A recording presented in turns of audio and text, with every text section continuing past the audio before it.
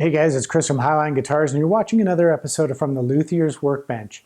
In this episode, I'm going to share with you a simple three-step process that I follow every time I shop for figured maple to be used in one of my guitar builds. So let's jump in and get started. Now, for the sake of discussion, when I mention figured maple, what I'm referring to is quilted maple, curly maple, flamed maple, tiger stripe maple, fiddleback. There's a variety of different terms which are used to describe the different types of figure that you can find in maple. But what I'm not referring to is maple burl or bird's eye maple. Those two types of maple require a slightly different approach, and I may cover that in a future episode. So let me bring you in closer and I'll explain what I'm talking about. Step one is to examine the surfaces of the board or the billet that I'm considering purchasing. And I'll look at both the front and the back, or the top and the bottom. Right now, neither of these sides has been selected as the top or the bottom, so it's just the presentation surfaces of the board. And in step two, I'm going to look at the edge of both sides of the board or the billet that I'm looking at. And then finally, step three, I'm going to examine the pore structure of the figure that appears on the surfaces of the board or the billet. In step one, as I mentioned, I'm going to look at the surface, the presentation surfaces of the board or the billet that I'm going to consider purchasing. And what I'm going to look for specifically is the concentration and the consistency of the figure pattern on both those surfaces. Ideally, what you want is you want that figure to extend from one edge of the board to the other and then from end to end. And you want it to do so, hopefully, without any interruption, which would be a figure that tends to fade from appearance. And sometimes it's kind of hard to see the figure clearly. You have to kind of move the board around in the light before you can actually see how that figure is running across the surface of the board. But again, what you're trying to avoid are boards which have any significant areas where the figure appears to fade out. And if it does on one side and it does on the other, if those bare spots don't match up exactly opposite one another, that's a red flag, because if you're going to plane sand and carve this wood, what lies under that surface could change significantly, and you may end up with a figure pattern that isn't what you expected and is perhaps less than desirable. So a solid concentration of figure from one side of the board to the other and from end to end that matches on both sides is what you want. In fact, a lot of times I'll look for a board where either side could be the presentation side. If you look at a board and say, wow, this side is a lot better than this side, I wouldn't consider it, because again, you could have problems as you carve away and sand and plane the surface of the wood to get it to where it needs to be for your guitar build. And that's especially true when you're making a neck, because as you carve to achieve the contour, that figure could change significantly. In step two, what we want to do is we want to look at the edge, preferably both edges along the sides of the board, so that we can gauge how the figure is penetrating all the way through the thickness of the board. And what we want to see is we want to see a concentration of figure extending along the entire length without interruption. And ideally, that figure, and it can be kind of hard to see. Sometimes you have to sort of move it around in the light to get a clear view of what that figure is doing.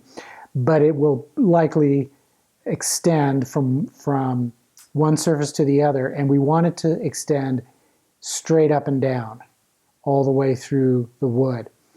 If it's at an angle, that can cause problems as you start to carve, plane, sand away the top surface. and what will happen is the figure will shift slightly.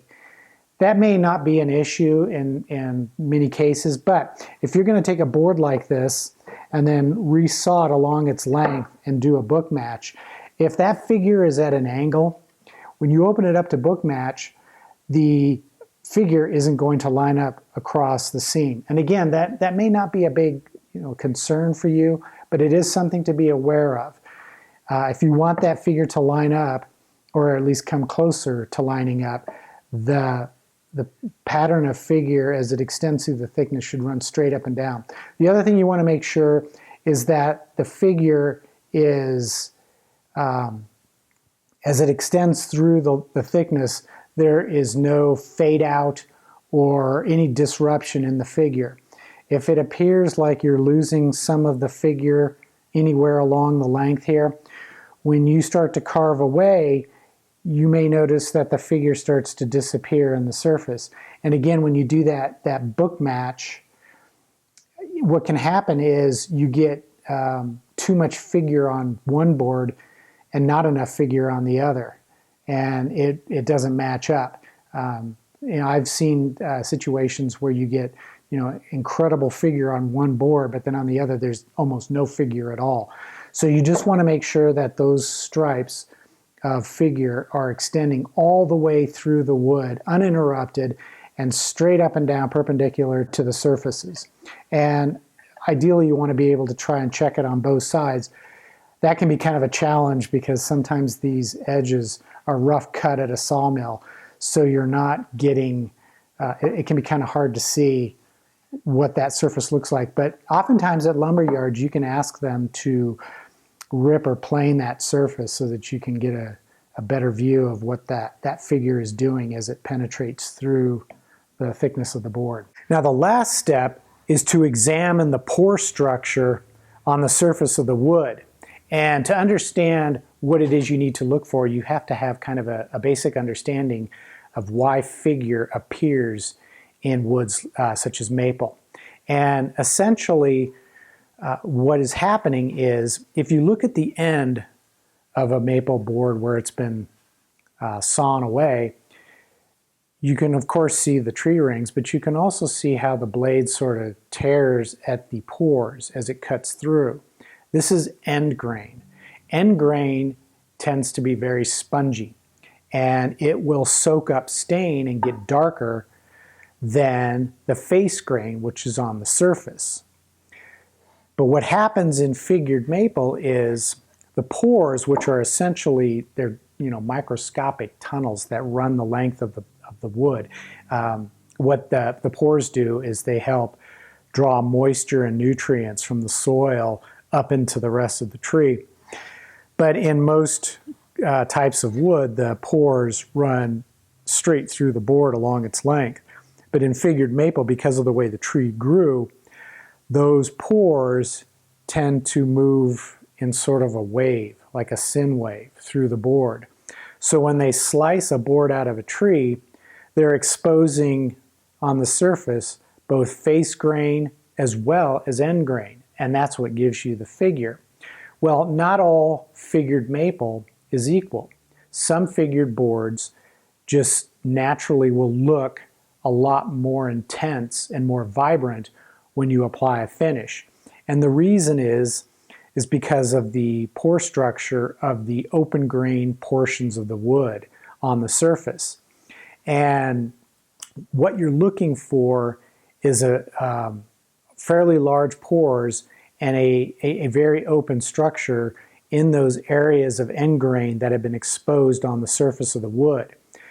When you look at some maple boards, you can see that it has figure, but if you look really closely at it, you'll notice that the areas that are darker, which is the end grain, it may not have a pore structure that's as open as it should be in order to really pop that figure when you apply the finish. What you need to have is a really open pore structure, and what it looks like is it almost looks like a sponge. Those areas of exposed end grain that are running through the wood, when you look at them closely, are going to look much coarser than the surrounding face grain. And the more open that pore structure is, the more spongy it looks, the better it's going to absorb stain and really make that figure pop and come alive. And it'll have that 3D effect that looks so cool on the front of a guitar body. So that's what you want to look for, is that spongy end grained as it's exposed on the surface, both surfaces of the board or the billet that you're considering purchasing.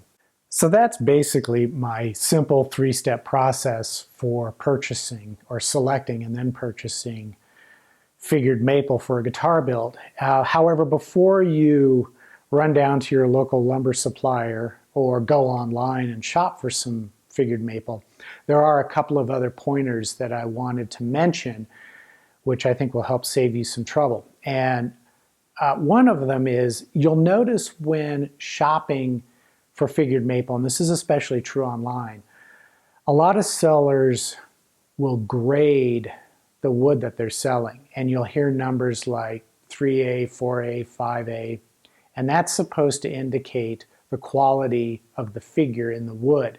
However, and this is really important to understand, there is no official grading system for figured wood. It's a marketing idea, and one man's 3A is going to be another man's 5A, and vice versa. It's whatever they want to call it. So is it useless to the buyer? Not necessarily. It can kind of help you get into the ballpark of what you're looking for in terms of figured maple for a guitar build. If you want the absolute best of the best, you'll probably want to look at just the boards that are described as 5A. But just go into it knowing there's not some official committee somewhere which is setting the rules for grading maple. It's whatever anybody wants it to be. So just keep that in mind. Another pointer that I think is important to understand is, and this is especially true, in fact it's only true when you're shopping for figured maple online, is the photos don't always match what you're going to get when it's shipped to you. And a lot of times sellers will enhance the appearance of figure by wiping down the surface with either water or mineral spirits. And some of them I've known will even do a little bit of Photoshop trickery to make the wood appear better than it really is. So just be aware of that.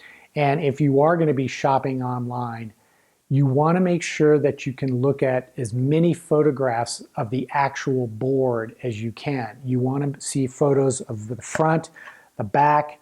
You want to see photos that show the edges, and hopefully you can get a close enough view to see whether that pore structure has that really spongy look that we're after to get that really intense figure pop. And that's going to require you using or dealing with online suppliers who have a reputation for selling high quality figured maple. And there's a few of them out there. In fact, I'll put the links to one that I've used in the description down below, and you can go check out what they've got. But again, you want to see as many unretouched, unenhanced photos of the wood as you can possibly get.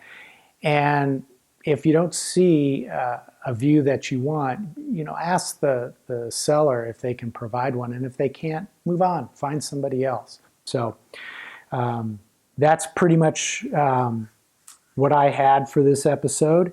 And if you found some useful information in this video, be sure you hit the like button. Of course, don't be afraid to comment down below. And if you don't already subscribe, hit the subscribe button, click that bell for notifications each time I post a new video. And I hope that you have a great week ahead, and we will see you soon.